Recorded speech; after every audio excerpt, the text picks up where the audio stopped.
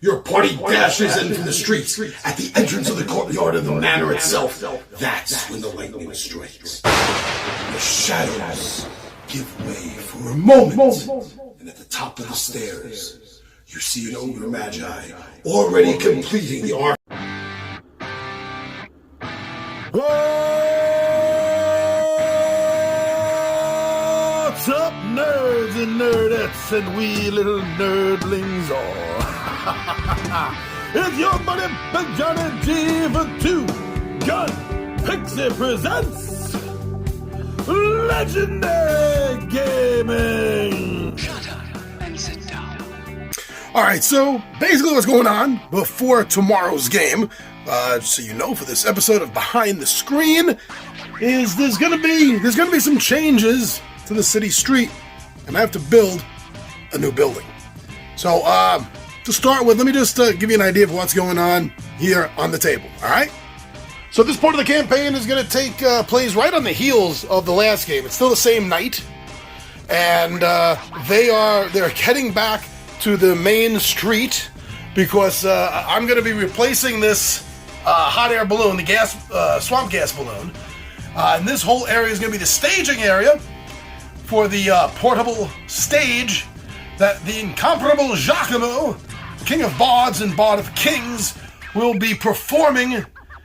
Will be performing his masterpiece poetic play, The Ballad of the Stone-Toothed Troop, which is all about the characters in the game, and his encounter with them during the last module, and we'll have to see how the gang takes to his particular version of the incident with the orcs, and see what they think of it.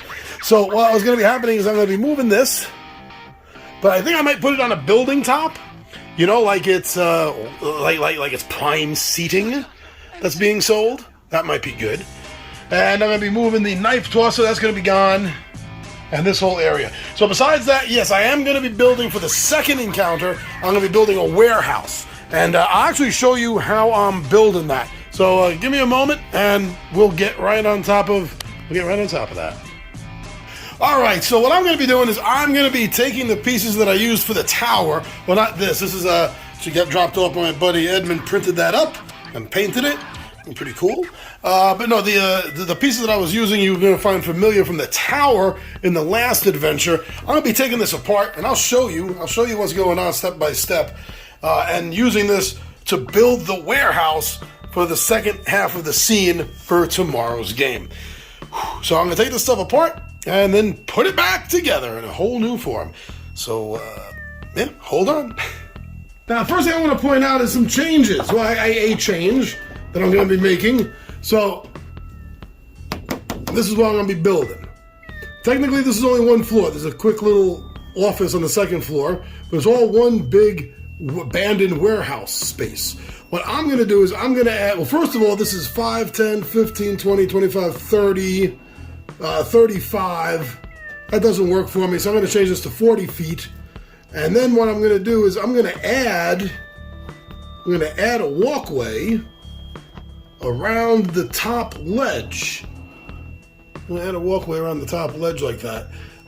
This scene's going to need a few more Grimlocks than I think it has in it. So I want to have some up top, kind of like attacking down, you know, the high ground.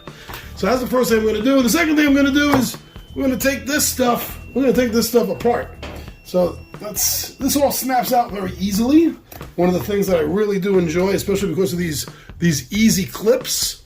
Apparently the Warlock tiles did not originally have these. They had much rougher, tougher tiles to get out.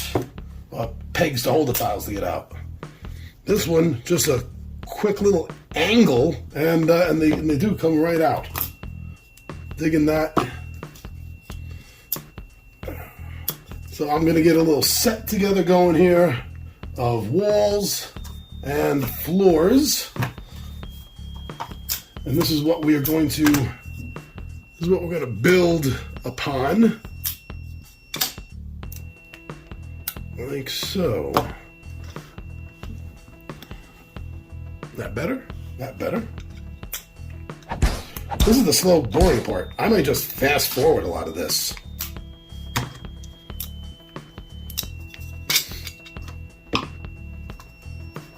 You see how easy this comes out? Look at that.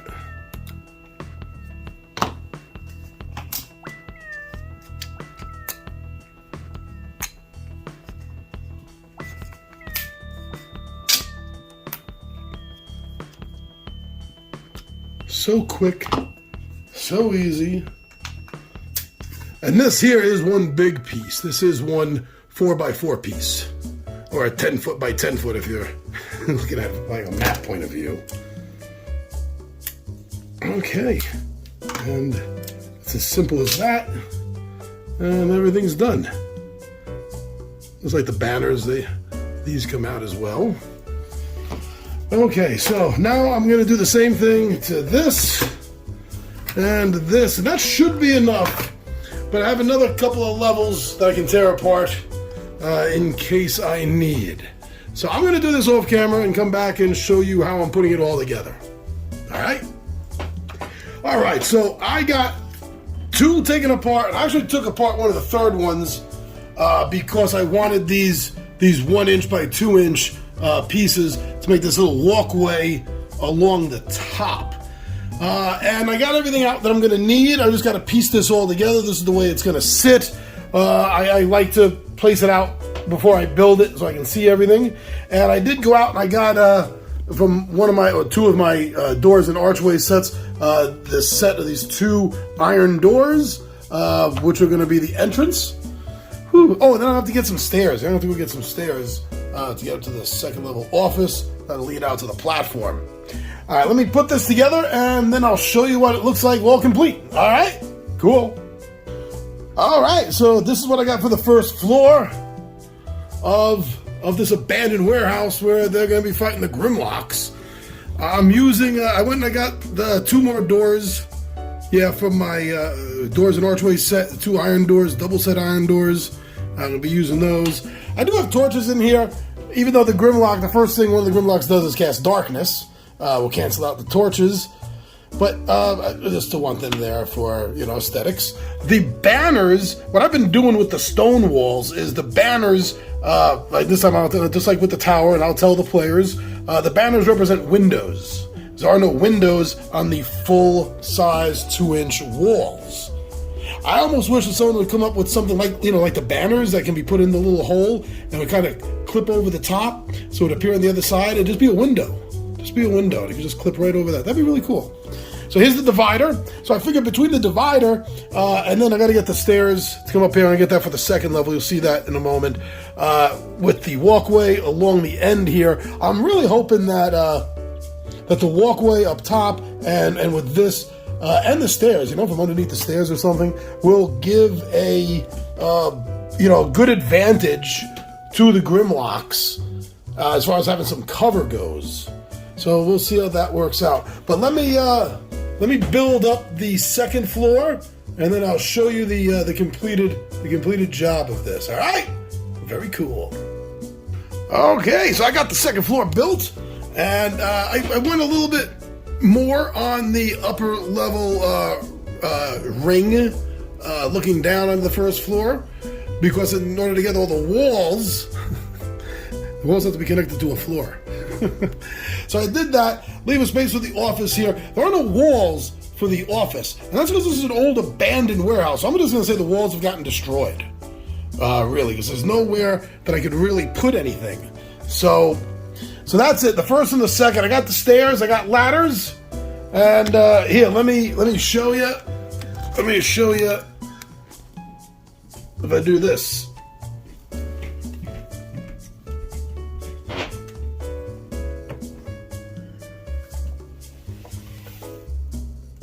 So there we go. That's what it's going to look like. Got ladders that I'm going to, you know, have standing up, obviously at the time of the game. I don't know if they're going to want to use them, but they'll be there. Be interesting. Maybe using the climb, maybe using the fight, maybe using them to, I don't know, get cover or something. But there you go.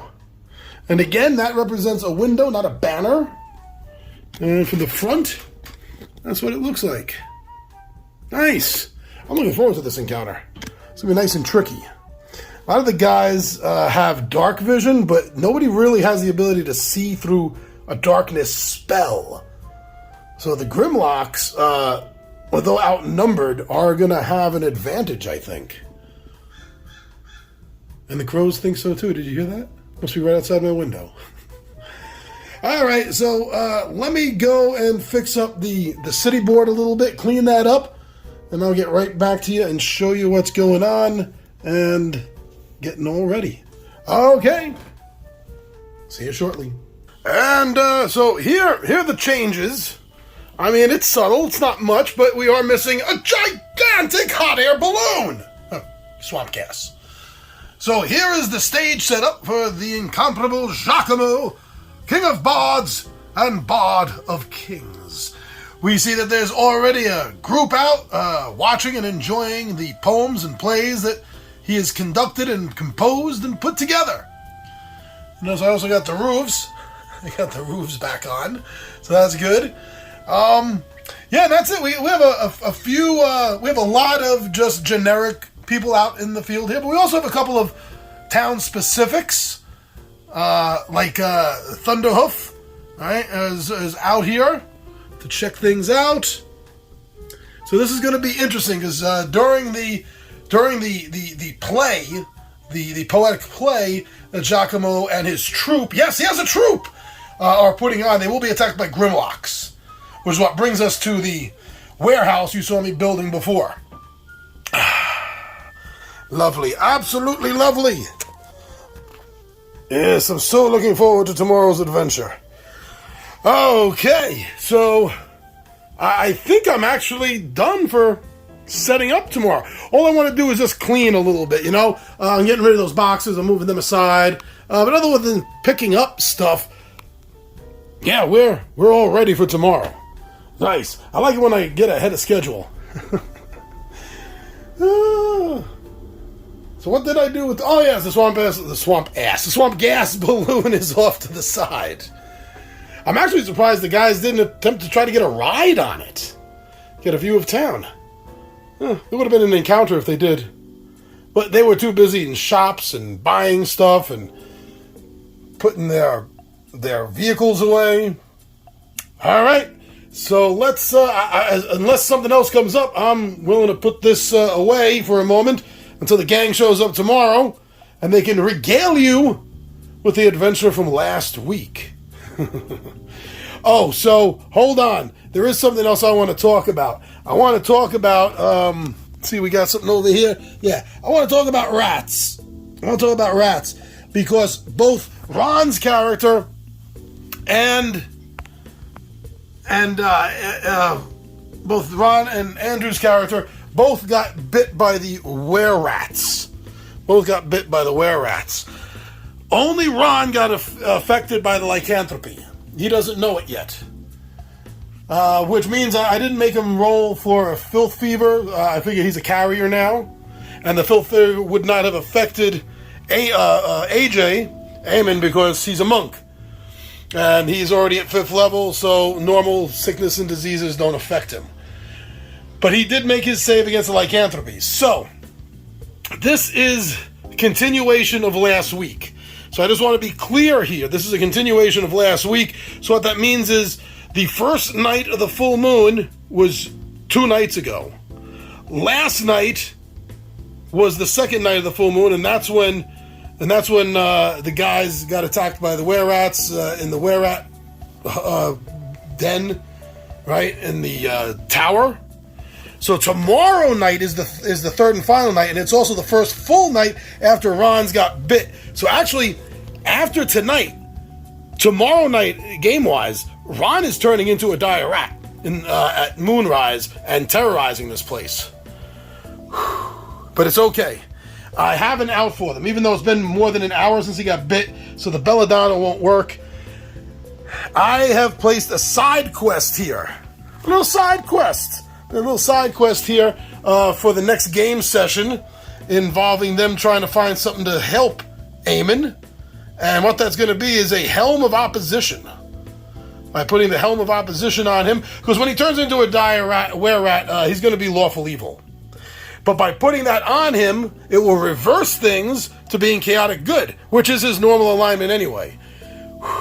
So we could end up, if this works out, having a chaotic good were-rat on our team. All right, I just wanted to give that quick little update as for what's going on. All right, then. I will let the gang talk to you tomorrow. Well, for your perspective, it'll be next week. All right, everyone, take care. Have a good day and a better tomorrow.